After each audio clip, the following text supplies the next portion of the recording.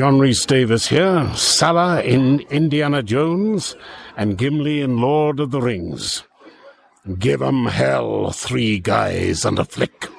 Ladies and gentlemen, please take your seats. The show is about to begin. I've done some bad things in my life, Nikolai. Things I'm not proud of. I promised someone I love very much that I would never go back to being that person. But for you, I'm going to make an exception.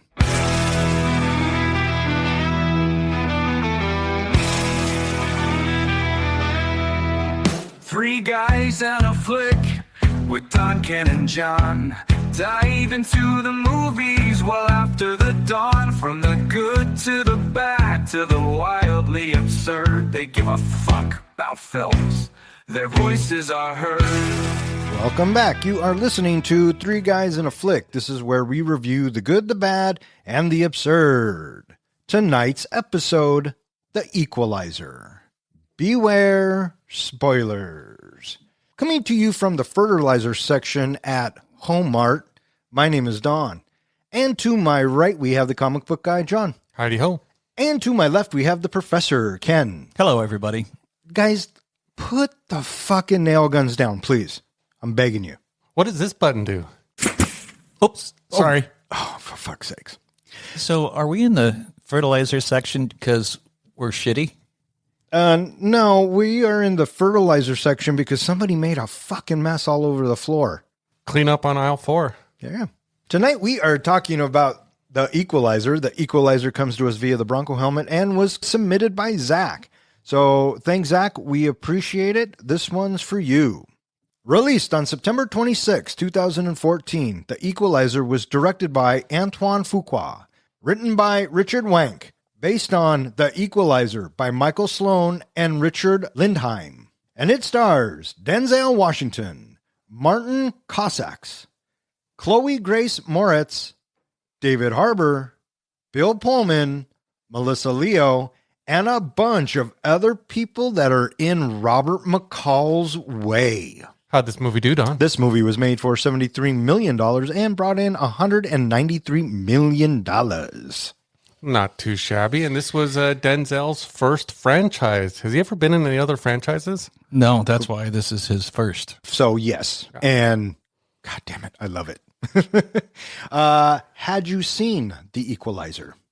I did not see it in the theater, and I am highly confident that I've seen this movie because the first act and the third act, watching it, it's like, yep, this is pretty much what I remember. But the second act, it's like, have I even seen this movie? But I remember specific elements about it. And so I'm confident I've seen the movie. Yeah. What about you? I don't think I saw it in the theater. I think the first time I saw it was streaming, but instantly fell in love with it. Yeah, I too did not see it in the theater. Shame on all three of us. We should always go support the theater and Denzel. And yes, instantly fell in love with it as soon as I saw it because I tell you what, Denzel's the man. I think when I saw this, the second one had already come out, was already streaming, and immediately after I watched the first one, I immediately went and searched and found the second one, had to watch it right afterwards, and then I got excited for the third one coming out. Have you seen the other two? Yeah, I've seen all 3. I think you just said that. Sorry. What about you? Have you seen the other two? I have not seen 2 or 3, and 4 is in pre-production. Yeah, he supposedly has said he wants to do all 5, and I think the rumors is 4 may be a prequel to show a little bit about the beforehand, and 5, current storyline is he takes on an apprentice. Yeah, listeners, Equalizer 2 and 3, please and thank you. And as far as 4, fuck, if Denzel's in it, I'm there. I don't even give a fuck what it's about. And that says a lot coming from me because I fucking hate prequels. Well, the thing about Denzel, we could just jump straight into him. Has this man ever done wrong in any movie? You could put him in a bad movie and he still shines. Which is funny because I was talking to Keenan earlier and he asked me what I was going to give it. And I told him and I said, Denzel being in it alone, 2.5. 3. And then I looked at him and I said, I challenge you to find a movie that He performs half-assed. Yeah, but his half-assed is still notches above anybody else. Totally. So, for example, the movie Philadelphia, Tom Hanks said that he learned more from Denzel Washington than anybody, far and away the best acting experience that he got, and Denzel gave him so much during that performance. He ended up getting the Academy actor for that. Yeah, and behind the scenes of this thing, the guy who plays Teddy and all of the other actors that are in it, Bill Pullman, Melissa Leo, nothing but absolute wonderful things to say about Denzel and how he helps him and how him and Antoine Fuqua, the director, collaborate so well, and it was all just so natural. Well, Denzel brought the director because they were together for Training Day, and he brought him together to do this movie. This movie is based on a TV show from back in the 80s. Yep. Did you ever watch it? I did indeed. So did I. What about you? And I love the fact that this movie had some little side storylines that felt like different episodes. Did you notice that? Yeah, we'll get into that Okay. for sure. And then a movie tries to get made for years and years and years. It doesn't. And then the rights lapse. And these two producers for this film pick it up who had worked with Denzel before. And immediately they say, we're writing this for Denzel. And then they sent him the script and he called the producers and he said, this is Robert McCall. And they knew right there. He goes, talk to my agent, talk to this, that, and the. It was a done deal. And then he said, you know who'd be great for director? Antoine Fuqua. And he has worked with Richard Wenk. They do all three of the Equalizer movies. Yeah. Yeah. And so there's a lot of collaboration that they enjoy with each other that has pulled Denzel into Magnificent Seven. So they do like working together. Yeah, for sure. And you can tell. You can tell. Yeah. The first movie, I was thinking about this the other day, the first movie I think I ever saw with Denzel in it was Glory. Oh, yeah. And I was just impressed right off the bat from him. Oh, that dude can act. I don't give a fuck what movie it is. Denzel, I think, is maybe one of the last true actors, if that makes sense. No, I hear what you're saying. Because with a lot of the actors that we see today and a lot of the films that we love, it's that actor being that character. I was going to say, he's one of the few actors that you believe him in the role. Yes. So, I agree. Yeah, Glory, he got a supporting actor Academy for that. Denzel ends up having a total of 10 Oscar nominations. One of those is for his work in Best Picture for Fences. The other 9 are all nominations. And with that, he won one for supporting for Glory, and then he won actor for Training Day. But yeah, totally. He is so good. It's funny that we haven't done more movies with Denzel Washington, but this is the second one we reviewed. I know. Because Fallen was the other one that we reviewed. Yes, I remember. It's the Bronco helmet. It's the randomness of it. And I'm sure, Remember the Titans is in there. Mm-hmm. That might be borderline my favorite Denzel movie because it combines two things that I love, football and Denzel. Let's talk about Antoine a little bit. He does Training Day, Olympus Has Fallen, The Magnificent Seven.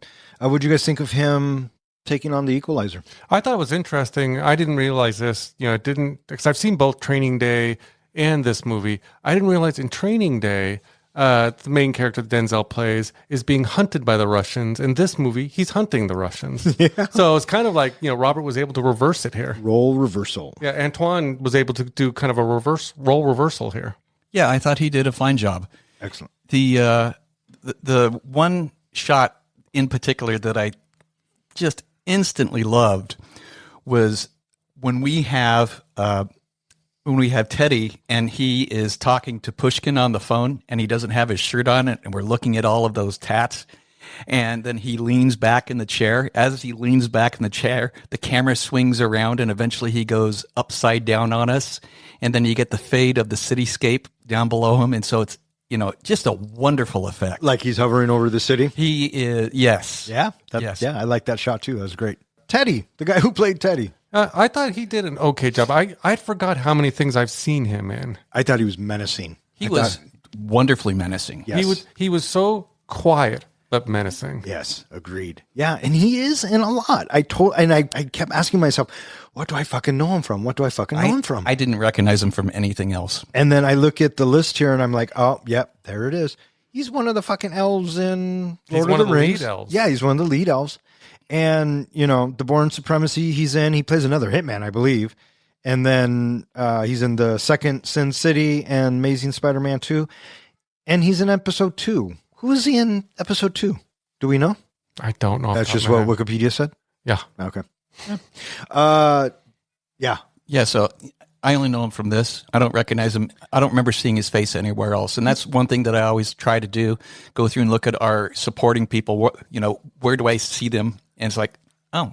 And every once in a while you see somebody and it's like, oh, yeah. Oh, okay. But that didn't happen this time. Yeah, and I don't want to typecast the guy, but he's a great villain in this. Yeah. And what do we always say? Your villain has to be just as good or better than your hero. True that. He is up there with McCall until he's not. Well, I love, and we'll get to it, but I love how they kind of build up to that whole thing of that he's, kind of on par with Robert. And then the way he gets taken out, even though it was very subtle, it was kind of perfect for the story. Oh, agreed. Chloë Grace Moretz. I've loved her since Kick-Ass, since both of them. I think she's just so much fun. Yeah. I didn't remember her from anywhere else. Yeah, I did enjoy her in Kick-Ass, and she was the new Carrie. I never saw that. Oh, yeah, I did see her in that. Yeah, and I thought she did a really good job. I thought her and Denzel's chemistry was great. She gave you the feels. And I felt that he really was I don't want to say father figure or mentor, but he was someone that was looking out for her. Yeah. And you feel it. And she does a great job in selling it. And granted, she's in 10 minutes of this film, realistically. Yeah. But yeah, I thought she did a good job. Well, she fought for this role. They originally wanted someone who was like 20 or older. But she fought for it, got the role, then went and trained with actual prostitutes to learn and from them and kind of get that lifestyle, gain the weight. She gained a little bit of weight for it. But I thought, her and Denzel had great chemistry and she really gave you that feels. Well, and part of that comes from the writing too. Mm-hmm. And then, yeah. And then, playing off of Denzel. Mm-hmm. Right. Always helpful. A young David Harbour. I totally forgot he was in this. I kept looking at him thinking, but he's the nice sheriff guy. That's Harbour. That's where I go to. Yeah. Or now. And Santa Claus. Oh, no. I kept thinking of him as Santa Claus, too. I've been watching the Thunderbolts recently. Oh, and yeah. so I love him as the Red Guardian. He's so fun in that. Joyful. He's so joyful. I loved his Boston accent. I love that he played a dirty cop. He did it so well. And again, playing off of Denzel, the bit where they're in the car, so good. This must have been one of his early I believe early it is. roles. Yeah. Bill Pullman. He's in it for 5 minutes. He gets more of a role in the second movie. I don't know if he's in the third movie, but I know he gets a bit more in the second movie. Yeah, he's hardly in this. And I mean, he's just a solid actor.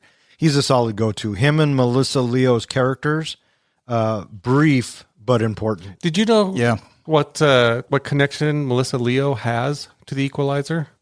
Her grandfather was the guy who played him? No, in the original series, Yeah. she was in an episode. Oh, was she? Yeah, Oh, I guess nice. that's the episode called The Deceiver, I think it was called. Or no, I'm sorry, The Defector And is the episode. She was probably young. I'm guessing. Yeah. Because that was from the 80s. Yes, it was. I love the 80s. Anybody else jump out at you in this cast? No, sir. No, just I thought the stunt people with the fights and everything were pretty good because a lot of it looked believable. A lot of it looked like they were really getting their asses kicked. Oh, I loved every second of it. And I love that Denzel, in this behind the scenes thing I was watching, Denzel did his stunts. And they wanted him to do his stunts. And he wanted to be there. And they were framing it just so he could, get on camera and us, the audience, seeing him do it. And the guy they brought in, his trainer, he looks at the camera and he goes, surprisingly, don't tell him I told you this, Denzel's pretty fast. So I got to give all props to the fight coordinator for this. So I don't usually call them out. I don't know his name, but I thought he did an excellent job. All right. So what franchise does it better? John Wick or The Equalizer? that's an interesting question. I think I would have to answer that for myself by saying, who do I like more as a character, John Wick or Robert McCall? And I think that is a very good question.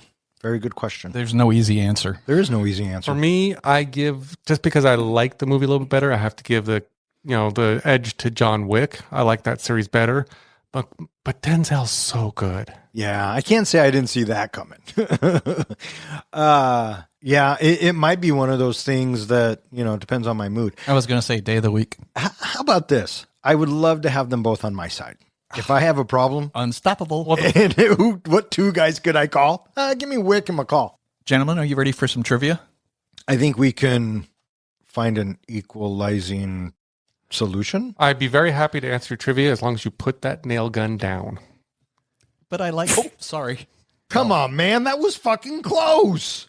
Sorry. Go get some hot honey. So, gentlemen, my trivia questions are going to require you to stop calling out before the question has been completely read. All right. Question number 1. How much money does McCall offer Slavi to buy Alina? John, John? $9,800.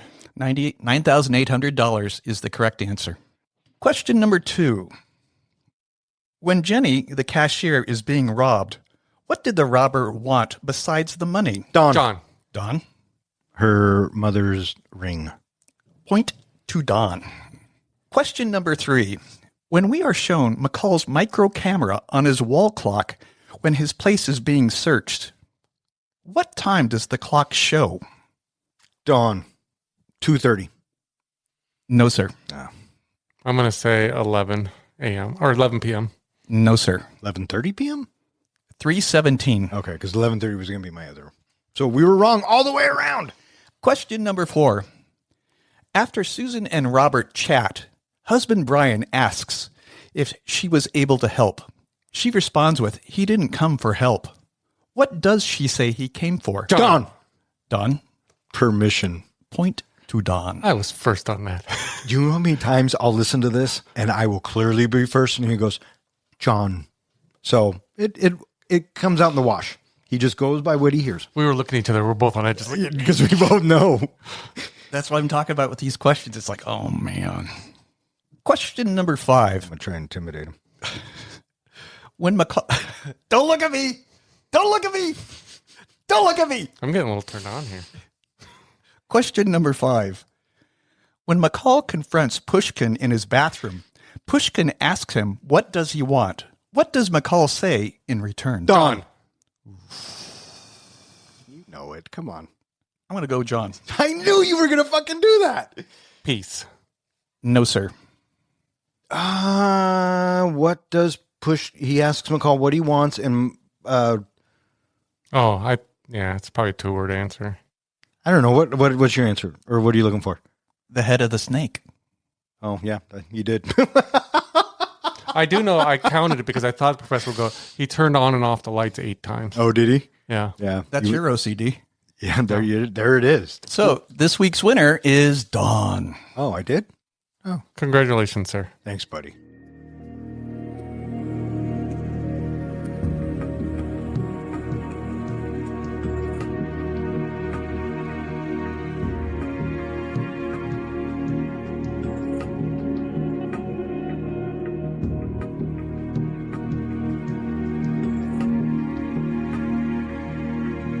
Robert McCall is a retired intelligence operative living a quiet life in Boston. He works at a home improvement store where he helps his coworker Ralphie train to become a security guard. It's pronounced Baston. Unable to sleep, McCall spends his nights reading at a diner where he befriends Terry, a teenage sex worker controlled by the Russian mafia. She reveals that her real name is Alina and dreams of becoming a singer. After the pimp Slavi brutally beats her, Alina is hospitalized. McCall offers to buy her freedom, but when Slavi refuses, he kills Slavi and his men. The victims were part of a criminal empire run by Russian oligarch Vladimir Pushkin, who sends his ruthless enforcer Teddy Renson to Baston to investigate. So this movie opens with a Mark Twain quote. What'd you guys think of our whole opening? This movie really is kind of a definition of a slow burn. And this opening 20 minutes or so is a lot of getting to know who McCall is and kind of going through his routines. Yeah, the opening camera shot, it's a pullback from the morning window. and we hear an alarm clock going off, and the camera backs up a little bit more, and we see that there's nobody in bed. It's already neatly made. And you see the alarm clock, and you're thinking, maybe he normally gets up at 7:30, but it sure doesn't look like it. Maybe today's something different. But it pulls back further, and we get to see his very kempt, tidy-looking living space, and we see him, he's in the bathroom. But he's just shaving, so I don't know why the alarm clock is going off, because it doesn't look like he's in a rush. Well, the two things that jumped out to me, it's again, like you said, he was already up, everything was perfect clean, and there's not much there. There's not much to see in the background. I feel like we were getting kind of the impression of what his routine is, and that he kind of lives very light. Yes. That makes sense. And to himself, Yeah. really, because you notice there's one fork, one knife, one spoon, one plate. You know what I mean? That's eventually revealed, yeah. Yeah, and so very minimal. Overall, we get to see another life in the day of. But right away, just the way Denzel is and the material he's giving and his interaction with his coworkers, Right. you fucking care. The whole, pimp? No, Pip. That whole little bit. That might be one of my favorite bits. Followed with when we meet Ralphie, and Ralphie has the potato chips and the sandwich. Yeah. Right. And so, he is definitely a beloved character at Home Mart. I love how they're going through, what are you eating? And he's like, well, it's, light tuna and blah, blah, blah, blah. Crunch, crunch. What is that? The bones. The bones. Yeah, that was a good one.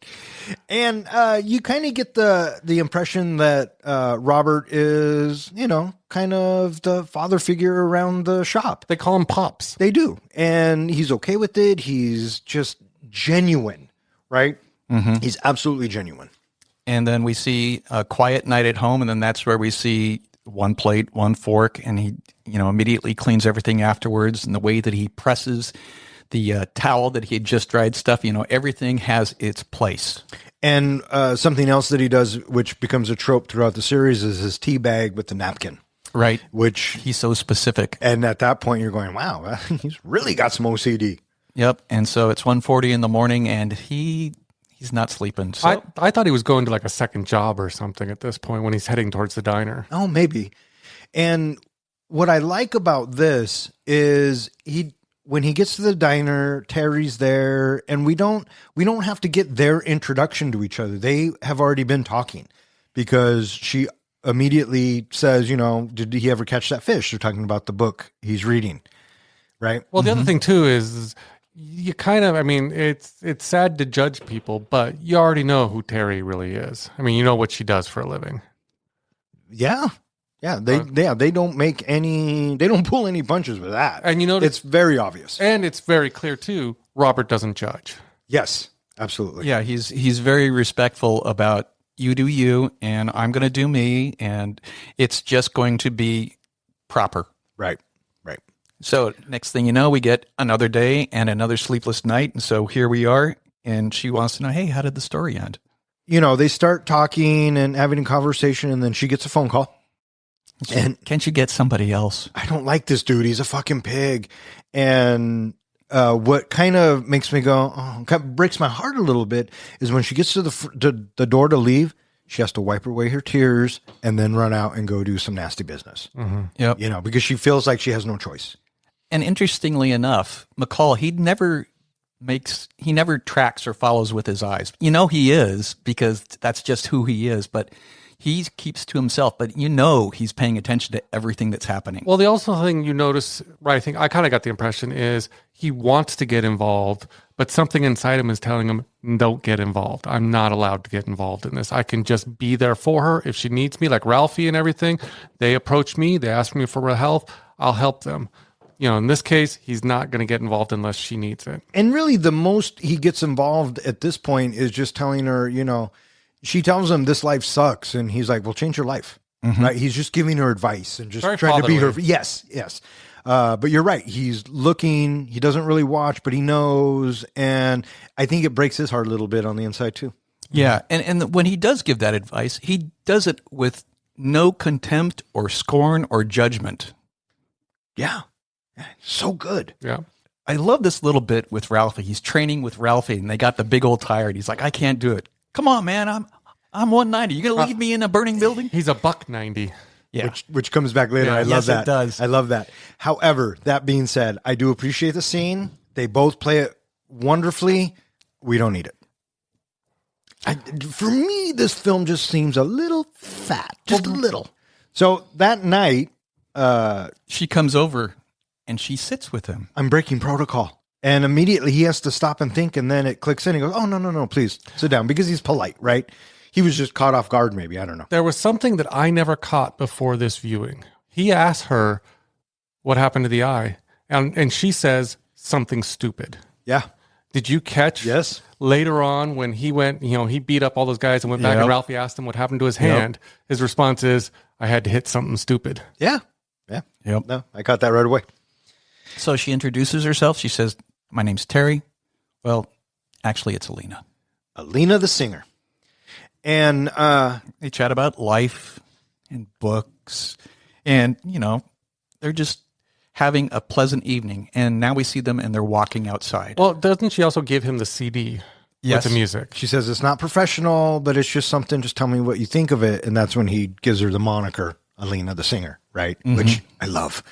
And yeah, they're walking home, and the bad guys have to pull up, and they're like, "Come on, bitch, you This is need where to we go with meet us." Slavi. Yeah, It's this scene that I heard a voice in my head. When Slavi smacks her, all I heard in my head was, well, now you done fucked up.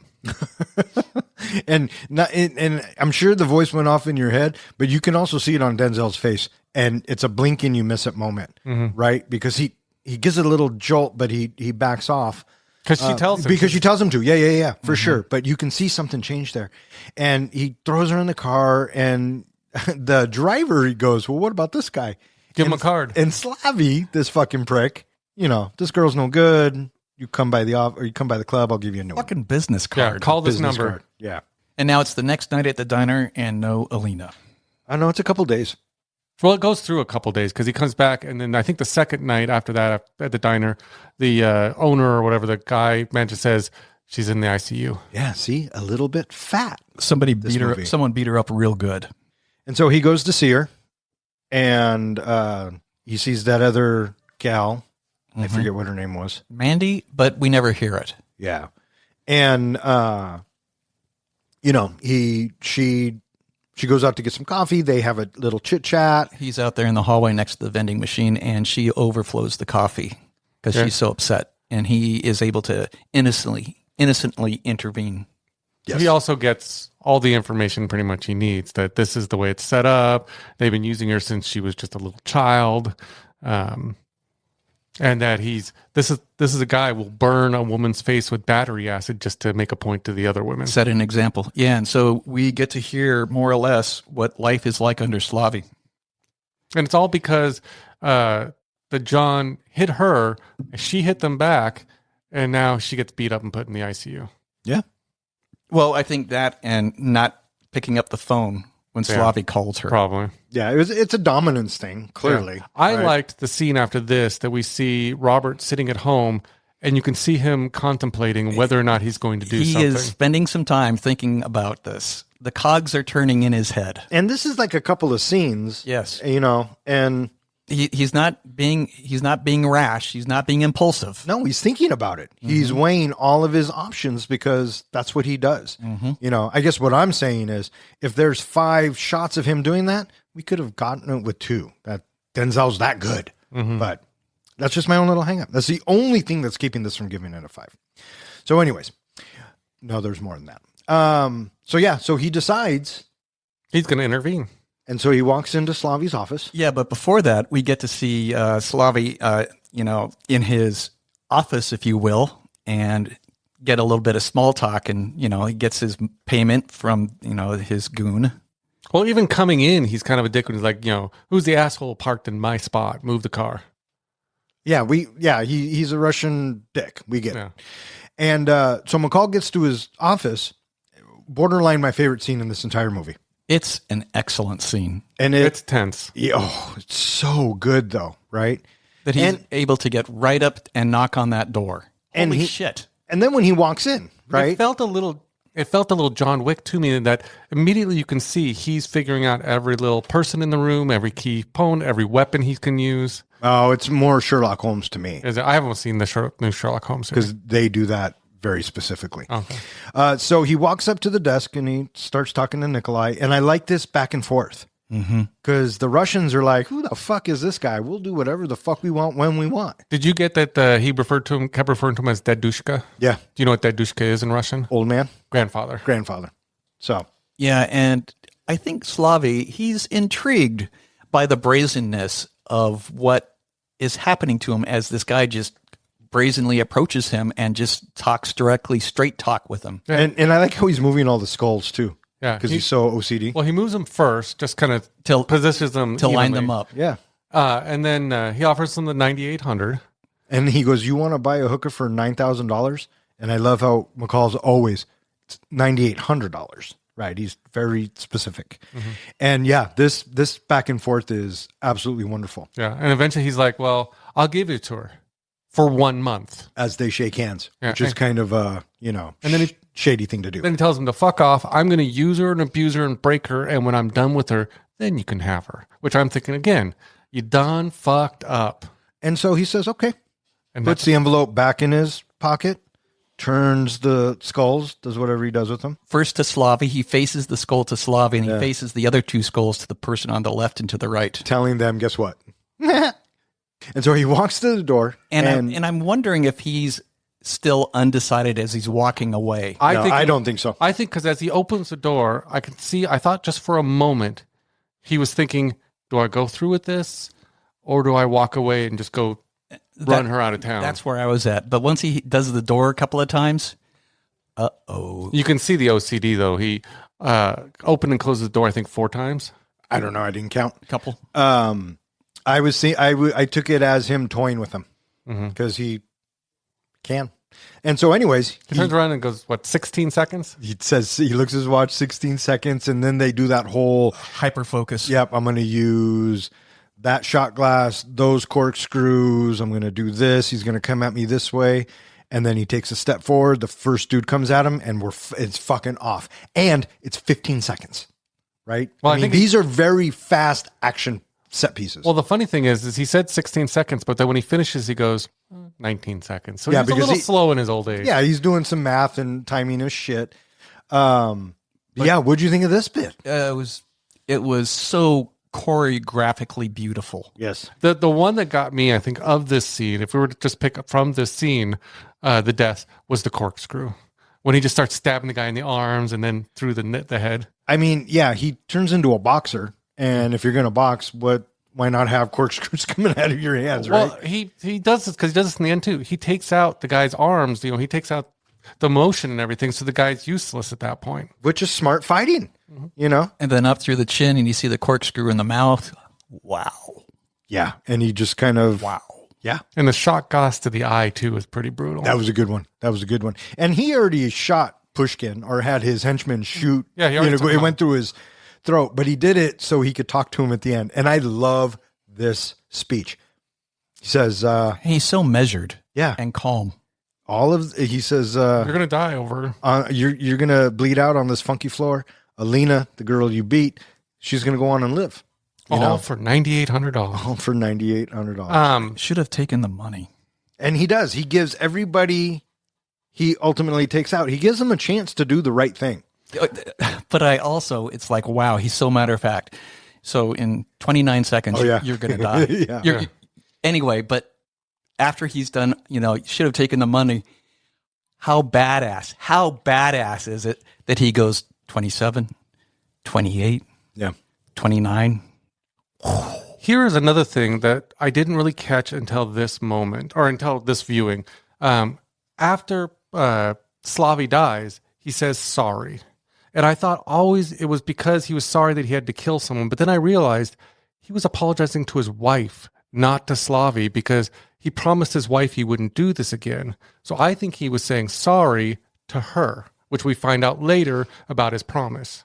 I don't disagree with that. No, that's how I took it. And then, so word gets out that the Slavy guys are dead. And Well, they think it's a gang hit or a crime family hit or something. Yeah, so he's back at the box mart. What's it called? Home Mart. Home Mart. So he's back at Home Mart, and we start hearing the news blurbs over the TV, and we get that. It's just like, oh, okay, that's his little to-do there that he did. Okay. Yeah, and they're reporting it like I said as a gang hit. And then Teddy gets to town. And then the little bit that you said, I think it was Ralphie. Hey, what happened to your fist? I hit something stupid. Yeah. Nice little callback. And we meet Teddy, the Russian. And immediately I'm thinking, ooh, this guy's kind of fucking intense. It's intimidating. And very quiet. I like how, Hopper tries to talk back to him and he shuts Hopper down real quick. Yeah. And Hopper's like, this is our fucking town, our country. You don't come in here. And Teddy's like, well, do you know why I'm here? Because you fucked up. They only call me when shit goes wrong. And so right off the bat, we know that, and he says it too, pretty much in few words, that he's in charge. Yes. And if it wasn't clear enough, when they go talk to the Irishman, it becomes very clear. Little John. I'm going to start calling you Little John. So we also briefly find out he found out that Robbie quit when he was supposed to be taking his security guard exam. Which is another example, I think, of just like a side story that feels like its own little episode. Which we probably could have trimmed down a little bit.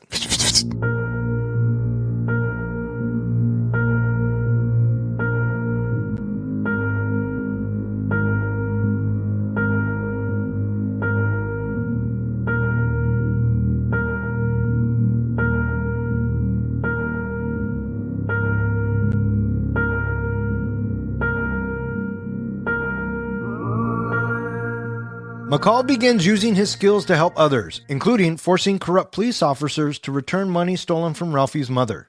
Teddy murders Alina's friend Mandy and confronts McCall, but his men fail to capture him. McCall's former intelligence colleague Susan Palmer identifies Teddy as Nikolai Ichensko, a former Soviet secret police agent with Spetsnaz training. McCall forces corrupt detective Frank Masters to reveal one of Pushkin's money laundering operations. He attacks the warehouse and leaves evidence for the police with instructions to follow the money. After warning Nikolai to leave Boston, McCall destroys 2 of Pushkin's oil tankers, escalating their war. Boston. So, Teddy comes into town and he's like, what the fuck happened to these guys? And Masters is like, nobody's taking responsibility. I don't think this is a gang war, this, that, and the other. And Teddy goes, well, you know what? Let's go talk to the Irishman and we'll see what happens. And I like how, like you were saying, Master's like, whatever you do, don't call him Little John. And immediately he calls him Little John and Little Johnny, which really sets him off. And then he punches him, like 30 times? Yeah, because he's unhinged. And Masters so fucking quick with his gun. Because Masters knows what's what, right? Well, I noticed right when I think the first time he said Little John, Masters unsnapped the gun on his holster. Yeah, because he knew it was going down. And what I like about this whole bit is how measured Teddy is. And Little John's doing the typical gangster act, right? I mean, he's being your typical gangster. Dumb thug. Yeah, and arrogant and this, that, and the other. And Teddy's like, all right, Little Johnny, that's enough. And he fucking kills him. Well, we also get, I don't know if he killed him. I think he just beat the hell out of him. But yeah, good point. But right as he leaves, basically Teddy reveals it was never about questioning the Irish guy, Little John. It was never about that. He was sending a message to the other families that he's here and he's going to fuck everybody up unless he gets some information. Yep. Because as they're walking out of the building, Master's like, "What the fuck was that?" And Teddy is just so measured.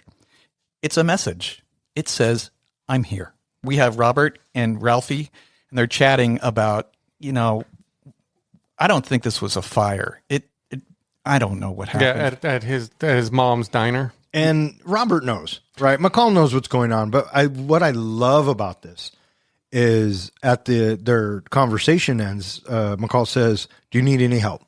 And so he takes time out of his day to help his friend clean up. Right. What a fucking guy. These little side stories, a lot of people may seem like they don't need it. Like they could have just, they just add extra to the story. But I felt like this is what it felt like when you watch the TV series. You got those little hour-long solving the crime. Little side stories with an overall reaching story. I liked it. Gave that TV feel to me. Yeah, episodes were like that. Yeah, absolutely. All I'm saying is pick one because there's 2. Oh, yeah. So that's all I'm saying. now I'm not, but I am also saying that I did enjoy these scenes, you know? Yeah, but it also helps tie together what happens at the very last shot of the movie. Well, not the very last shot, but when we get I know what the you're laptop. saying. Yeah, I know what you're saying. And so We have Teddy. He is chatting with Mandy, the other gal, in the back of the limo, and so creepy. yeah, and the way that he's talking to her, she knows this is a wolf that she has to be protective about. And when he asks her about Terry, because she hasn't been seen or what's going on, She's like, I barely knew her. Did you notice I felt like you got a little bit of a disappointed look on Teddy's face, because I thought at this moment Teddy realized I'm a killer. And I thought he kind of looked a little disappointed at that point. In the limo? Yeah. Oh, I don't know. I didn't pay attention. I just got that feeling from him. what we get next is Teddy in his hotel room, and he's shirtless and he's talking with Pushkin, and Pushkin wants to know how things are going, and Teddy's like, we're going to figure it out, but we don't have anything yet. Talk to the Irish, the Italians, the Armenians, and they're all denying it. And so it gives us a good look at all them nasty, badass tattoos that tell he is one bad motherfucker, looking at all those tats. Yep. It felt very Russian mafia and Yakuza to me. That, they have these stories that are the tattoos that tell a story of their life. Yep. It says who they are. Mm-hmm. Agreed. And then I mentioned that brief camera shot as the camera swings him upside down. And then there he is over the city. And I love the psychological effect that tells us, the viewing audience, that he is coming down on the city of Boston, and there is no escaping it. That's right. What'd you guys think of the scene where we have the two cops in Ralphie's mom's diner? They go and they kind of rob a place and they come out, and then there's McCall with the flashlight. It's a different diner. It's not Ralphie's mom's. Oh, I thought that was Ralphie's mom. I thought that was Ralphie's mom behind the counter. No. It could have been mom, but it was definitely a different diner because that place was all cleaned up. And the detective says you don't want to have an accident and have a fire like the place up the street. Oh, okay. Yeah, and they talk about that. Yeah. Because your grease fight. That's right. It could be a bad thing here. It would be really bad. So. And so we are told that these corrupt cops are going into these shops and demanding money for protection. And at the same time, when they come out, guess who's there? There's McCall. And boy, oh boy, this is an interesting little scene. And this is where we get to see how exact McCall is. He's got all the angles figured out already. I like how they're walking out and he goes, I want to report a robbery. And they're like, call 911. And they get in the car and he fucking calls them. Why do I need to call 911? I got two corrupt cops right here. Well, I love his confidence that he shows right there. And then when they ask, he shows the video of them being corrupt. It's like, well, how many copies is there? He goes, one. Yeah. That's some balls. Yeah. Well, I mean, he knew exactly what was going to go down. Right. Yes, he and did. This is one of those bits, right? They pull the gun on him. They try to fisk him. And then he does and he gets the upper hand, and he gives them the choice to do the right thing. Tomorrow you will return all the money you extorted from those people. I love their comment, the cops' comment, as they're coming out of the diners after they've returned the money. That hurt more than the beating. That's good. Teaches them a lesson. And what I like about it is he keeps, when he's talking to him, he says, you're dishonoring the badge, you dick. Yeah. You guys made a commitment to protect and integrity. subvert. Right. I mean, this is fucking wrong. Yeah. So I'm going to give you a chance to do the right thing. And then that's what happens. And then we get to see Ralphie. Oh, hey, he's back at Home Mart. Yeah, things are looking on the up. All right. So now Teddy is visiting that gal, Mandy, at her place. And she is clearly freaked. Because he tells her, everyone I talked to said you and Alina, Terry were good friends. So you fucking lied to me. I think you pretty much knew right when this scene started, she was dead. I thought she was dead in the limo. Oh. Either way, I knew, right? Because Teddy don't take no prisoners. And it is kind of another one of those sad scenes. I mean, yeah, he just chokes her out and the camera pulls back. And she's just begging, please, that hurts. Yeah, well, I mean, fuck it. And she does reveal what she knows, that last time she saw Terry, there was this guy that was there to see her, and he visited her. So now Teddy knows that somebody else was there. It was this tall black man, and so okay, now Teddy's got something to work with. You get a brief little 10-second bit at the Home Mart baseball game. Oh, hey, Teddy's wearing his security uniform. Ralphie. Ralphie's wearing his security uniform. Good for him. Yeah, I mean, again. Well, Teddy tells Masters that he has a person of interest, and with that, okay, now he's sniffing. He's on to something here.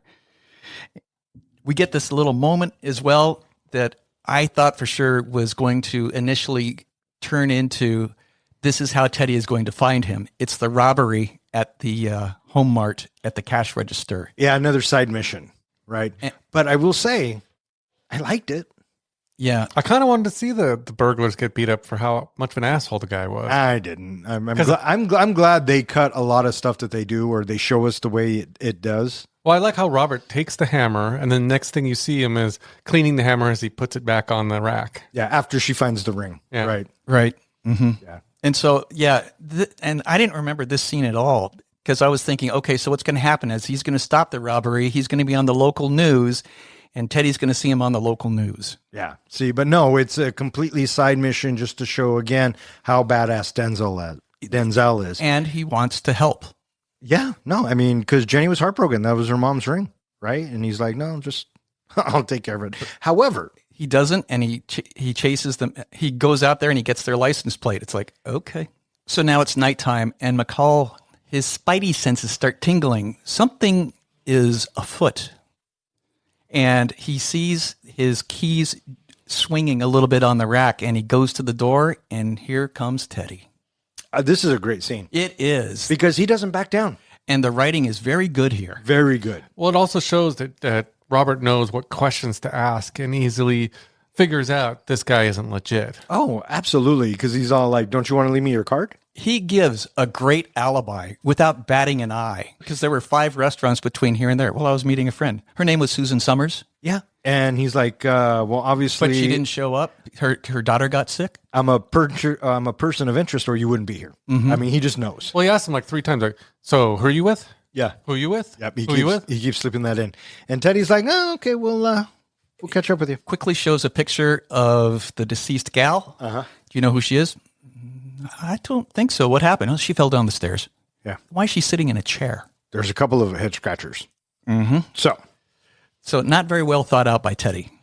But he wasn't expecting to have, a back and forth with McCall like that. Right. Yeah, he really probably didn't know what to expect, but now he does. But you notice when Teddy gets back down to the car, he immediately realizes McCall is something different because he's like, this guy is something's off about him. Something's off. Yeah. And he mentions when he first looks at the 5 dead guys from the club, he said someone with military training did this. Mm-hmm. So the pieces are starting to come together for Teddy. We see so briefly that McCall, he's at Home Mart, but we're looking at him through a camera shutter. We hear a couple of clicks. Okay, so now he's being observed. Yep. Teddy, he's trying to find anything he can about McCall. McCall has his guard up as well because we see McCall working on a couple of little things. We don't know what he's working on, but he is definitely changed his daily routine. We see him doing small specific things. Yeah, he's tinkering with some stuff at the house, and it looks like he's getting ready for something or doing some research about something. I just figured they were Home Alone traps. Yeah, kind of. But those are coming, right? So Masters, he is giving Teddy the rundown of what they know so far, and there's nothing here. He's a normal guy. But Teddy, nope, it's all fake. They're all lies. Yep, something's wrong. Something's off here. And so now we're at the diner, and this is another favorite scene because it's quick, right? And it's just so matter of fact. And he doesn't even look up. No, this construction dude or dude with a vest walks in. Orders some food, and then the line cook, he goes back to prepare the food, and right off the bat. Are we waiting for someone else, or is it just you, or are we waiting for someone else? He said, "What are you talking about?" And he goes, "Look at your hands, bud." Electricians don't have hands like that. And the guy goes, "Motherfucker!" And that guy goes, "Okay." Pulls out his gun, and we cut to Teddy and Masters and some other dude in the Suburban across the street. They want to get a hold of McCall and find out what he knows. Right. And so McCall, so the dude says, okay, we're going to go for a ride. Just get up. Don't make any sudden moves. And then, bam, he takes care of them with a book. And then a fork into the socket to make the power go out. I love that bit. That's smart. Right. And then Masters and Teddy in the car are freaking out. They're like, what the fuck? Because they can't see anything. They only see that the diner goes dark. There's a box truck in the way. Which was very convenient. It certainly was. But I did like this bit when Robert walks out. He just walks right up to them and he pulls his phone out and starts clicking pictures. Just snapping pictures. Teddy and Masters, they get out of the car. All right, let's go get him. And so now it's a little bit of a game of cat and mouse trying to figure out where McCall is. And McCall, he ends up incapacitating an officer. Well, he figures out he's an officer too because he pulls aside and sees the badge. And he takes it. Yep. They're heading off to McCall's place now. And so at the apartment, McCall, he's tending to a leg wound. And where did he get shot? Did he get shot in the train yard? Yeah, no, as he's running out, someone gets him. Oh, okay. I think it might be Teddy. Because I was thinking Teddy's a good shot, He right? gets grazed in the leg. Yeah. And so now we have this buildup. And I do remember this bit. This is where you get the false buildup as they infiltrate the apartment and Robert is tending to his leg wound with the honey. Mm-hmm. And, oh no, how's he going to get out of this? They're closing in on him. Did you catch the subtle hint about it being two different places? One bathroom had two sinks. One bathroom had one sink. I did not notice that. Yeah. Yep. Yeah. But I was thinking, no, it's going to be a little switcheroo. And sure shit, there was. I liked how he knew, I think, that they would figure out that all the stuff was fake, like the travel sickness and all the ticket and everything. But by them going and picking it up, he had them each on camera so he could see them. Yeah. Yeah. And then Teddy even calls it out. He goes, he's not here. He's fucking watching us.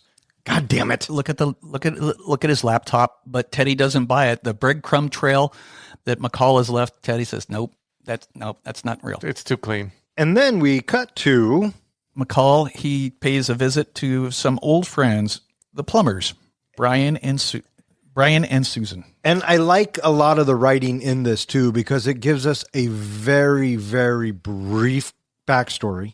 Mm-hmm. Which at this point is really all I need. It's tight. Because he's already proven he's a badass. Well, here's my question is, they're surprised to see him because he had faked his death at some point in a car bomb. So they thought he was dead. But yet he's still using the same name, I believe, because they both call him Robert. So he's still using that. And whether McCall is his real name or not, she already knew his last name. I think she knows he's not dead. Oh, the husband says she always figured you weren't dead. I think that she knew that he was still alive. Yeah, in the position that she's in. Yeah. Yeah, and because the comment about you had a beautiful funeral, but he said it kind of in a joking manner. So it made me feel like he knew that he was alive also, because he also says, if anyone was ever going to get out, she thought it would be you.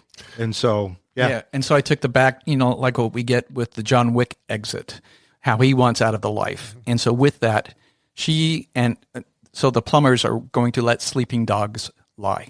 Right. So when Susan comes back via helicopter, okay, she definitely has some pulse. She's being dropped off in a fucking helicopter. What I like though is the night before, she's like, dude, I can't help you. And he's like, I know, I just came for tea. It's so subtle, right? And then, the fucking helicopter bit. And she comes in and she tells him who you've been fucking with. You took out the East Coast hub of Vladimir Putin's. Pushkin. Here's something that I didn't catch until this viewing. When she's going through all the pictures and talking about how the Boston PD is involved in all this, the two officers in that train yard are dead. So really only Hopper's the only one officer that's still alive. Obviously, Teddy killed the other two officers for failing him. Yeah, he put them in their trunk. Mm-hmm. Yeah. Yeah, and she's like, I don't have to tell you what happens next because he won't stop until he kills you and anyone you care about. And so with that, you get that little bit where it's the next morning and they're chatting. And then when she says goodbye and Brian, he says, were you able to help him? And she's like, he didn't come for help. He came for permission. Yeah. And I think that she understood that, while she's back at the office and she looks at what Robert is in. I took it as she understood that the moment he pulled up.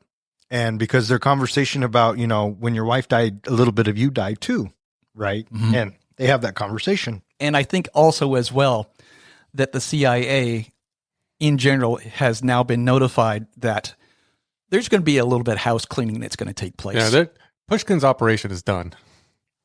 And so McCall goes to pay Masters a visit. Car alarm's going off, and he is clearly freaked. He goes into the garage to investigate, and sure shit, there's McCall. This is a scene that I had a little bit of issue in, but not a huge issue. I looked up that make of car, that he had the year and everything. And you notice how when the windows go up and he has his fingers in it, those cars did have the electric thing that caused it. Whenever it felt any tension, the window would automatically go back down. Yeah. Now, maybe Robert disabled that. I don't know, because he somehow got a remote to do the windows up and down. But I don't think the windows would have stayed up. Here's This is the little thing. So here's my mild beef. So Masters, he has his hand handcuffed to the steering wheel. His other hand is free. He can push the button from inside. He can make the other windows go down. No, because McCall is good enough that he built a remote control. Because I'm pretty sure I'm pretty sure the 1997 or whatever car it was didn't have a remote. So he built that whole thing, right? So that's just He the also way it is. rewired it that with the other hand he couldn't just turn the car off. Yes, because he hotwired it so there was no keys. Oh, McCall knows what he's doing, okay. right? But either way, he gets some information that he wants. He wants to know everything about Pushkin. So we have Masters and McCall, and they go pay a visit to Andre. Well, I love before that, Masters is so like saying, I'm not going to cooperate. I'm not going to help you. Fuck you. Go to hell. Blah, blah, blah, blah. And the next thing we see is him helping him. Oh, you had to see that coming a mile away. Mm-hmm. Great bit. Great bit. Yep. Walking through the meat packing plant and seeing all that meat getting carved up. And I like, they go in, they talk to Andre, and they're like, who the fuck is this guy? And he goes, Pushkin wants this, move this, that, and the other. You got to move right now. They're on to you. Yeah. You got to pack up right now. And I'm not moving nothing. He says, that's a nice gun. Can I see it? You want to see my gun? I like yes how, and no. Yeah, I like that. I like who says, yeah, I like how he says that. And then, I mean, you don't point a gun at Robert McCall and not expect for it to. Well, I love how he's pointing the gun at him and says, your guys are loyal to you. They'll do whatever you say. Like if you told them to get on the ground and put throw their guns away, they would do it. And the guy's like just staring at him and he goes, what does he say? I forget what he says, something like that. But then he points the gun down at his junk. No, he walks up and puts the gun in his junk and then he says, do it. Tells them to lay their guns down. And so they do. We cut to a wheelbarrow full of money, and he's taking care of the workers. Yes. Yeah. Going out of business. Yes. They Mr. Pushkin thanks you for your service. Yes. So good. And then after that's done, now we have Masters, and he drops, I don't know, what, 30, 40, 50 F-bombs here, being handcuffed here to McCall, to the pipe, and McCall, I am dead. You fucked me. And I kept thinking, no, dude, you fucked yourself. And that's what McCall tells him. Yes. And he gives him, the whole integrity speech. Yeah. You're a police officer. And where's your out, what's he called? What's your escape plan? Yeah, I know you got one, Frank. Plan? I know you got one. And, and it's this moment where I kind of saw this come in. Frank kind of goes, I was a good cop.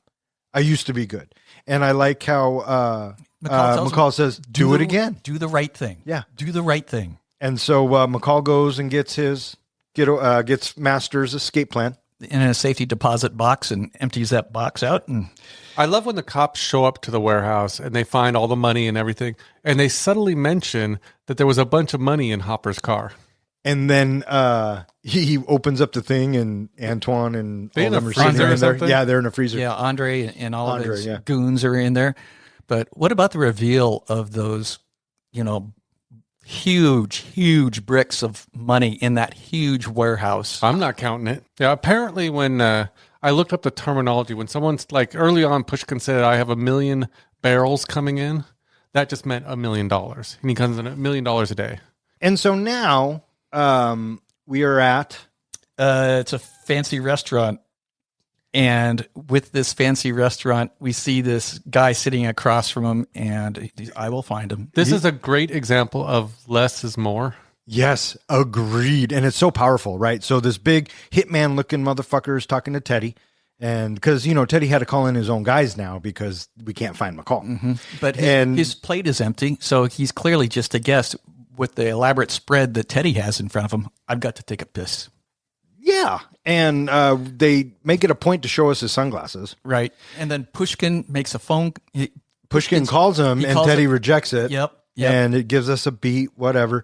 And then a pair of broken, bloodied sunglasses come down on the table. Oh, yep. He's not coming back. Classic. Absolute classic. And this is where they have kind of a heart-to-heart, if you will. And Pushkin looks at him and says, when you look at me, what do you see? You said Pushkin. It's Teddy. What did I say? You said Pushkin looks at him. And what's the fucking difference? Pushkin's the other bad guy. They're both Russians. And they're both bad. So badass how we have McCall just sit down directly across from him. Yeah. Yeah. I mean, it was fucking priceless. I love how he tells the story of the little Russian boy. And we never get for sure if that's Teddy's story or if that's just a known story that Teddy associates with. Well, he also does call him Nikolai. Mm-hmm. And so he knows who he really is. So I almost bought it as Nikolai's life story. And I love how Robert opens up with, I can keep going brick by brick, dollar by dollar, body by body, or you can call your boss and tell him to shut down his operation tonight. He's giving him a chance to close up shop and get the fuck out. And Teddy's like, well, that's not much of an option. So did he also give that whole line about, I made a promise to my wife, but for you, I'm going to make an exception. It's at the end of this conversation. McCall gives him a phone number. And with that, he gives that great little speech that Don reads off at the beginning of the movie. So badass. And he just gets up and turns his back and walks away. Because he knows he's not going to start any shit in a restaurant like that. Teddy has plenty of chances to put a bullet in McCall's head and doesn't. So it's kind of his fault. We get a brief little bit where Robert, he's checking through all the stuff that he found from Frank's safety deposit box. And then we see him bring up on his laptop, a bunch of data. And then he makes a call to the FBI, sending you an email. That's where he found about the tankers, I think, is from that data. Probably. Yes, because you have shipping manifests. That makes sense. Right. And he puts 2 and 2 together. Right. And there's a couple of pictures that shows a couple of tankers. Right. He puts 2 and 2 together. And I like how he just tells them, follow the money. I like how he tells them, sit down first. Oh, yeah. Make sure you're sitting before you open this email. So good. So good. And then next thing you know, we got Robert walking away, the slow-mo walk away. Well, this was the slow-mo hero explosion walk away. Yep. Because, got to have that explosion in the background. And cutting a little close there. Yeah, as he turns or he keeps walking, the flame goes right by him. Yeah, good stuff. Because he's done. He's done playing around. And, I'm thinking to myself, McCall is making a big fucking mess in the city here.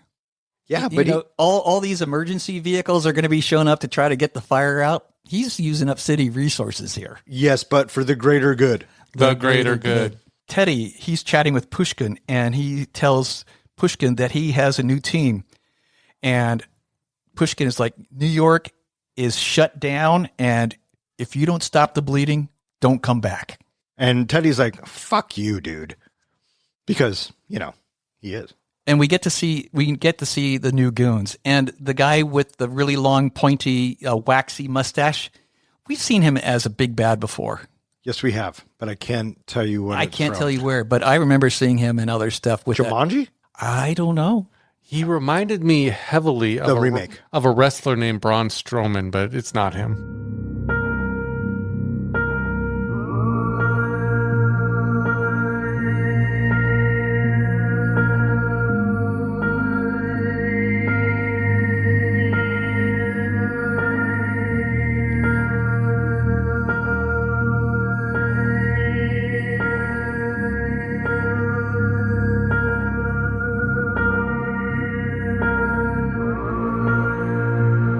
Nikolai abducts McCall's co-workers and holds them hostage inside the hardware store. McCall enters the store, frees the hostages, and uses improvised weapons to eliminate Nikolai's men. When Nikolai corners Ralphie, McCall kills him with a nail gun.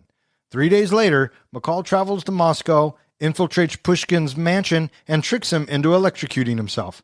Back in Boston, a recovered Alina tells McCall that she has escaped her former life and is pursuing her dream of becoming a singer. Inspired to continue helping others, McCall begins answering online requests for assistance under a new name, the Equalizer. Roll credits. So McCall, he hears his cell phone ringing, and he goes to, oh, look at that. He's got a line of like 6, 7, 8 cell phones there. Look at him. Picks it up, hello, and it's Nikolai. And he said, okay. I think you better take this other phone call. And it's Ralphie. Mr. McCall, they came in and they took us. And you had to see this coming 1,000 miles away. Totally. Because, Teddy's looking at the pictures. Leverage. Yeah, absolutely. And he says, your life for theirs. We're going to kill them in 30 minutes unless you are here in 29. And he says, okay. So he gets on the bus. Or the train. Take your pick. And I saw this misdirect coming as well. Certainly. Teddy and his goons go to the meeting place. He goes, where am I meeting you? And he says, I can still, where you blew everything up, I can still smell the gasoline. Right. Right. And I thought, nope, he's going to go get his fucking friends because that's what McCall would do. As soon as you see the shot, you take it. Yep. And right away, the switch is in and McCall comes in and he starts rescuing the hostages at Home Mart. Would you notice when basically I think Teddy orders him to kill one of the hostages after he sees that McCall's not on the bus or train or whatever it is.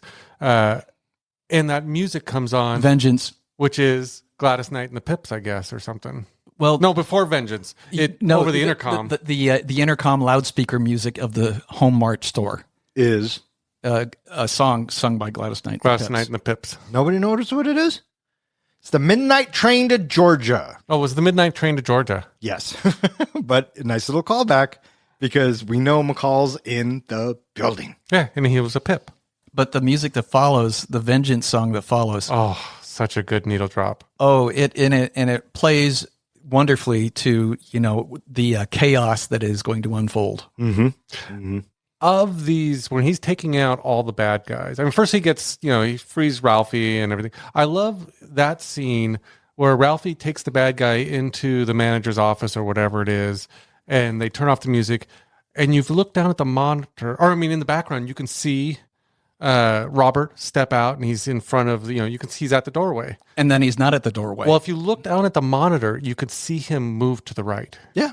And then comes back out of the right and takes out the bad guy. Yeah. Absolutely. But I love all the different things he does to take out all the bad guys. Did you have a favorite of all the deaths throughout even the whole movie? The first one.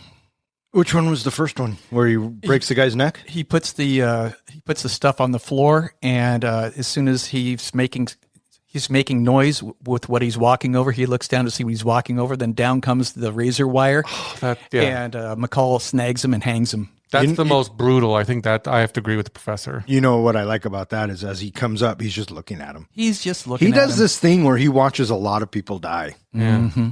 Poor guy. I felt like that's almost like his penance. Maybe. And Guy and then comes along, what's this? And he looks up and he sees blood dripping from the other guy's boot. and he gets a spear or a tree limb cutter, if Yeah. you will, I think- right through the neck. I think if I looked up and saw a guy hung by barbed wire, I'd be like, nope, I'm out. Thanks. It was a good job. I don't need the money. I'm done. Yeah, no, Teddy would have shot you on the way out the door. Yeah. So McCall, I love how he tells Robbie to get the hostages out. It's like, good for you, dude. Always thinking. And then Robbie does what he's supposed to do, gets everybody out safely. And he also does say, don't leave anybody behind, right? Which is going to come back. Yep. Mm-hmm. Now Nikolai arrives with his goons, and okay, here it goes. Let the game begin. This sequence is a fun sequence, and it's very Home Alone-y, right? And one by one, he starts dispatching of people. And throughout this whole movie, I'm thinking, I'm really glad we don't have a long, drawn-out fight to see who's the toughest. He just comes in, takes care of business, and then we get pointy mustache guy. And you get your long, drawn-out fight. But it is long and drawn out, if you will. But never once did I think that Denzel was going to be wounded, or because he kept getting away from people and all this. But I guess when you fight over mirrors, all that broken glass. Yeah, that might have something to do with it. I felt like they had to put that scene in because throughout the whole movie, it almost seemed like Robert was invincible. Like he was always one step ahead. He was always, just beating the hell. Yeah, he was getting nicked here and there, but this showed it could go either way. He's not superhuman. Yeah, maybe. I don't know. I didn't think that he was ever going to lose. Yeah. You know what I mean? No, of course not. So it was around the third death, which was the drill to the back of the neck. It was around this time I started thinking, this is a little bit like in the A-Team. Whenever the A-Team would get captured, they would be locked in a shed with all these tools and acetylene torches. And, oh, look at that. That's really convenient. Got all this shit that we can use to improvise our way through stuff. And so this is McCall. My thought about that whole thing was, how long do you think that Robert worked at the Home Mart? That he just walked around and go, yeah, I could kill someone with that drill. Okay, if I was going to kill someone here, that was razor wire. That was fucking day one. Yeah. That's how his brain works. And as far as the A-Team, that was my favorite part of the story, when they'd have to build their shit and get out. Potato gun that would take out a nuclear plant. The potato gun that turned into a blowtorch. Yeah. We get the fourth guy, the mustache guy, dispensed of, and then McCall, he's just laying there trying to catch his breath, and he's all of a sudden grabbed and yanked. It's Ralphie. And because he told him, don't leave anybody behind. One of the best lines of the movie comes from Ralphie here when he says, a $1.90 my ass. Such a good callback. So good. And he tells him, get to the breaker box and 40 seconds. You got exactly 40 seconds. And he does. And he lures in Teddy. And he turns on the lights. And, okay, this was the one thing I went, how did that work? It was a whole microwave thing. Yeah. I'm just going to say, I'll buy it. Well, he wired it so it would work off of the same remote that he used for the car windows to ignite the microwave. I like that. That's what I'm going to go with. And he destroys their break room. And he fucks it all up. But we had to have an ending scene in the rain. So if you're going to do something, like that, you got to do that. And he wired up that microwave day one of working there. Nah, that's a bit fun. That's a bit much. I think he had a plan way ahead. Maybe just in case he ever needed it. Well, in case the workers pissed him off. That's a good point.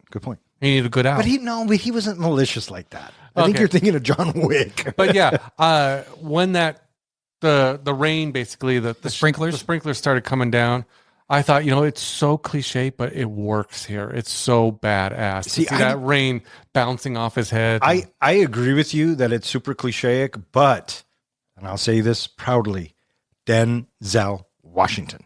You could put him in a cardboard box and I would pay $20 to watch it. And I love the fact that, we get that little bit of tension about, Teddy's about to shoot Ralphie and, Ralphie's screwed, but you knew Ralphie was going to be okay.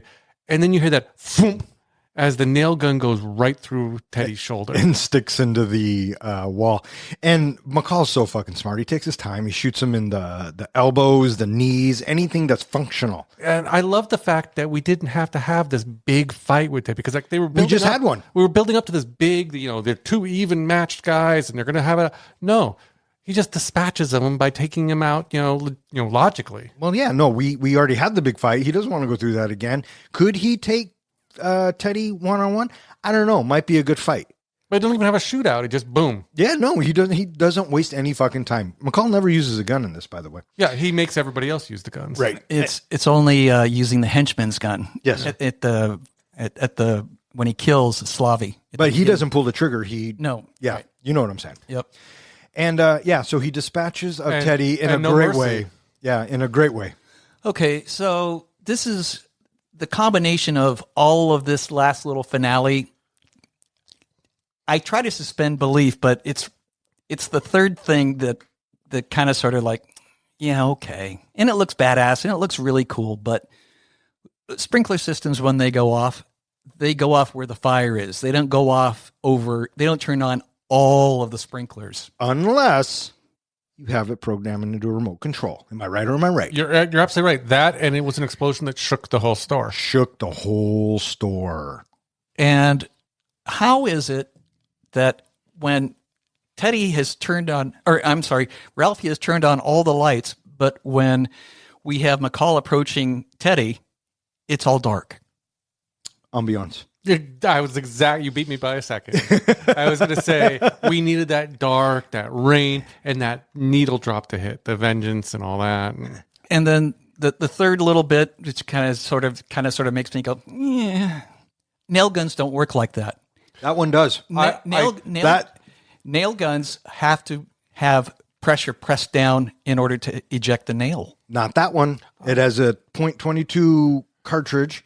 They fact checked it. Yeah, that one actually, I agree with you because I looked it up too. It has one of those CO2 canisters. Yeah. And they will actually fire nails. I don't know. They said in the tests of it that they're not sure if it would actually go through a person like it went through Teddy's shoulder. Fuck, who cares? But it will stick into a wall. Yeah, that one was actually accurate. So I went ahead and said, you know what? Maybe he just took a piece of duct tape and stuck it to the bottom so there was always pressure on it so he could fire it at will. And he's smart enough to fucking do it. That's exactly. And so with that, I thought, okay, maybe. But, those three things together, I was a little like, but it works for the movie. And so he kills Teddy. He saves the day. And then I thought, okay, so it's over now. And, maybe Pushkin comes back into the sequel. And because you're getting a sequel because it's too fucking good. No, because... No, he's going to take care of it right then and there. He's got to clean shit up. 3 days later. We get Moscow. Okay, I see where this is going. He's got to put a stop to this whole horse shit. And so we get to Pushkin's residence. Well, I love how we kind of get in there and we see all the people around and everything, and then we get up to Pushkin in the shower, and I kept thinking, how the fuck did McCall walk by all of those people and get in there? But that's eventually revealed. Really? I know, but it got answered. Yeah, but you really asked that question? I did. After 2 hours of us watching him whoop people's ass, you asked that question? Well, my thought is, okay, maybe he snuck in. Maybe he snuck by them. I didn't expect him to walk out and find all these dead bodies along the way. Oh, I did. 1,000%. Because I thought maybe he made it look like Pushkin died in an accident. Well, he does. He doesn't kill him per se. He rigs it because, he tells Pushkin. I think he's giving him a chance. Yeah, he is. But he tells him, he says, I wouldn't step out if I were you. And he does say that he's here to kill the head of the snake. Yeah. Why? Peace. Yeah. He says, peace is expensive, but I think I can buy it for you. And he's already gone. He already set his motivations, and that was it. Did you notice that 3 times in this movie, Slavy, Teddy, and Pushkin asked him, who are you? And he only answers Pushkin. Yeah. Everybody wants to know. Mm-hmm. And then that's where you get the reveal of the walkout as he leaves. It's like, yep, that's kind of sort of what I was expecting. That tracks. Mm-hmm. Absolutely. And then we cut back to Boston, and we have to have a resolution with Alina's character. Which is funny. This is another scene that I thought was a little weird because she finds him. She's been watching him for like that area for 3 days to see him. And she comes and she tells him, when in the hospital, someone left me almost $10,000 with a note that basically says, get out of town and don't come back. And a ticket out of town. And what she did was come back to town to find him. Does she know all these guys are already dead and she's free? How did she know it was okay to come back to town? She didn't listen to it. Yeah. Well, also there's another plot hole in that Teddy says that Terry has not been seen in several days. Where did she go? She's hiding from Terry? Or Terry is hiding from Teddy? She's all fucked up and she's in the hospital, and somehow I sort of halfway thought maybe it was going to be revealed that we had her tucked away somewhere courtesy of McCall. I thought she was in the trunk. Yep. Nope. None of that happened. Well, she left town apparently, hid out, and then decided now it's safe for me to come back into town and find McCall. And it was safe for her. Yeah. Yeah. So how'd she know? Doesn't matter. It was a leap of faith. Well, what we needed the closure is what the whole point was, that she was in the first 10 minutes of the movie. Right. If you need it, then why are you questioning it? Just wondering. Oh, okay. I thought there was maybe a little piece of the story left off there. We have at 2 hours and 14 minutes, we have enough story. Okay. And so Alina tells him, I got a new job. I'm going to start a new life. Someone left me all this money. I'm reading a book. Look at you. And, they say their pleasantries, and she thanks him because I think she knows deep down inside that he is responsible for all of this. Maybe. And I think that, helps him decide what he's going to do now. That he understands he has a purpose now. And so he goes back and he's at the diner on his little laptop, and someone's asking for help. It's the same ad on that screen that was in the TV show that he put in the newspaper. Yes, the original 80s. God damn it, I wish you didn't say newspaper. I was going to say, they didn't have laptops in 19... But no, you're right. Well, it was... But now I get it. yeah, and so it's like, oh yeah, great callback right there. Sure. And because we have to set up for the sequel and the franchise.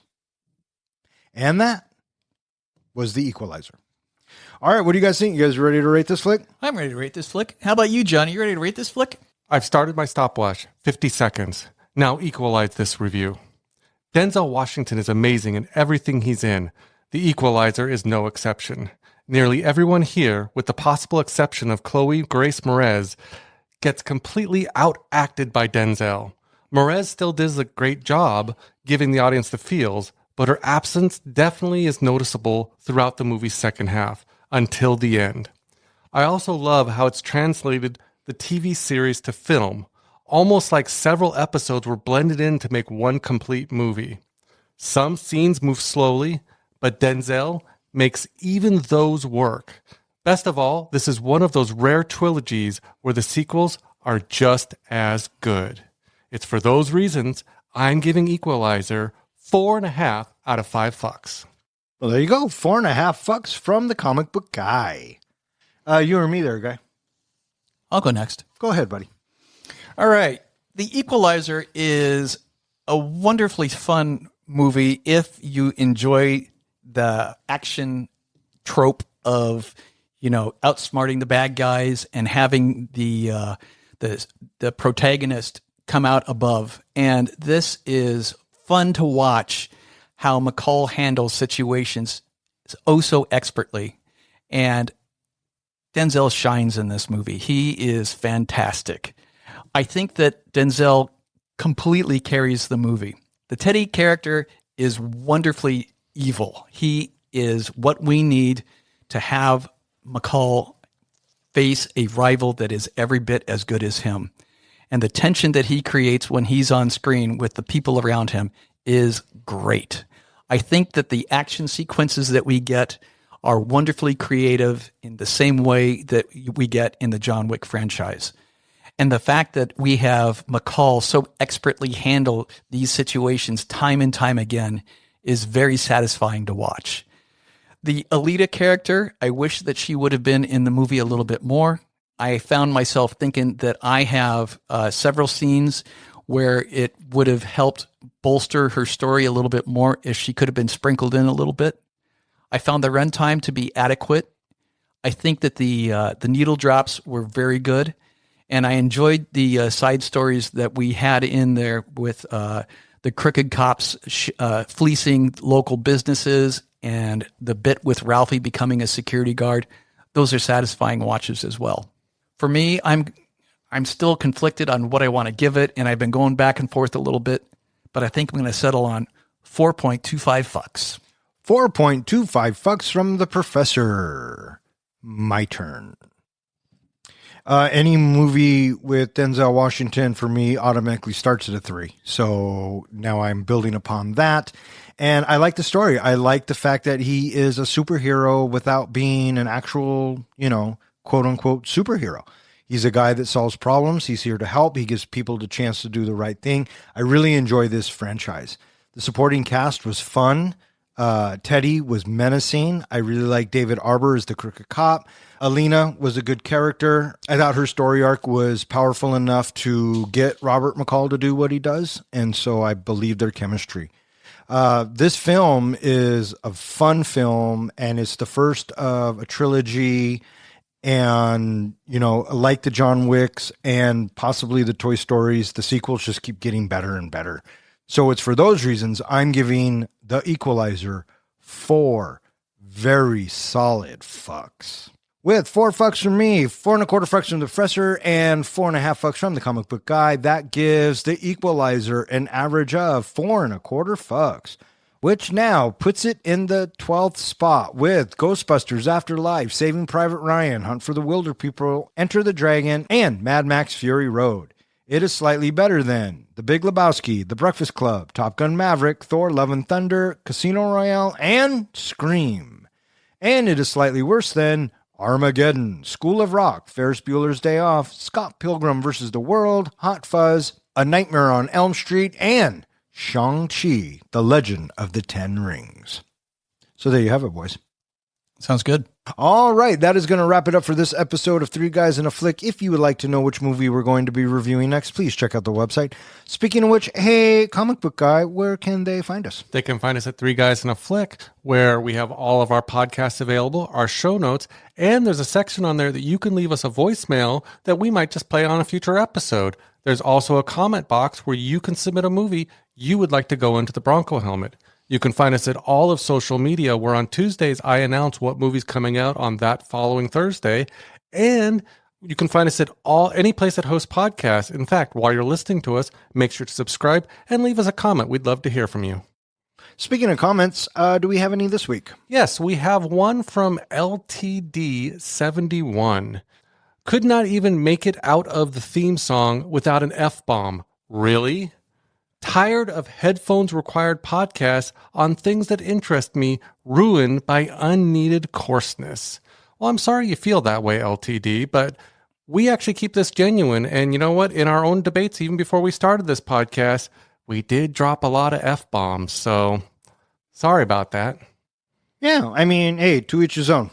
I mean, this podcast was almost called Fuck That Guy, because that's what Don used to always say to me during our discussions. Sorry you feel that way, LTD, but, not everything is for everyone.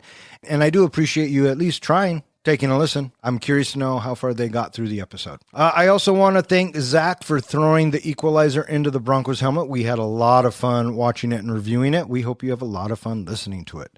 I also want to thank anybody who listens and who has suggested a movie. If you keep listening, we'll keep recording. For Three Guys in a Flick, I'm Don. I'm Little John. And I'm Ken. Thanks for listening. Body, mind, and Spirit. Three guys with some mics, yeah, got into the flicks. We're here for the real talk, no time for the tricks. Dawn as the captain, steering us right. Kid drops, now is shedding light. John with the comics, bringing the hype. From the good, the bad, to the absurd, we break it down, make sure you heard. Passion for the screen, we ride or die about movies. We always give a fuck, no lie. I want to say fuck every other fucking word. Fuck, fuckity, fuck, fuck, fuck. Listeners, please excuse the fruity language. I've done some bad things in my life, Nick. Are you done, Sniffy Snifferson? Sorry, it was all that cocaine earlier. Written by Richard Wank. Wank? Wank. Wank. Wanka! Hey, Wanka. And do you know the reason why it was 98? Wait. That'll do. I thought you said we weren't calling our names out. No, he said you had to wait till the question was done. You can't call out the name before he's done with the question. Well, that's always been a rule. But We failed. I have been pretty lax about it because several of these, both of you are going to know them immediately. Okay, that'll do. 1-0. Here we go. But can I... I pondered, is that going to be too obscure? But the camera does a slow pull-in to specifically show the camera. You don't ever have to justify your questions. Hey, at least it didn't pull out. Who pulls out? Snapping pics and sucking... Where are you going with that? How do we rate this? No. Do you want to know what the second one was? No. He is dying to tell us, though. And the more and more I say no, it just drives him nuts. All right, it's time. I have a couple. I have 4. I have none. Of course you don't. All right, go ahead, bud. My first one is the Erectilizer, Oh, that's good. Mine's the penalizer. the Oralizer, Oh, that's a good one, too. Mine is the womanizer.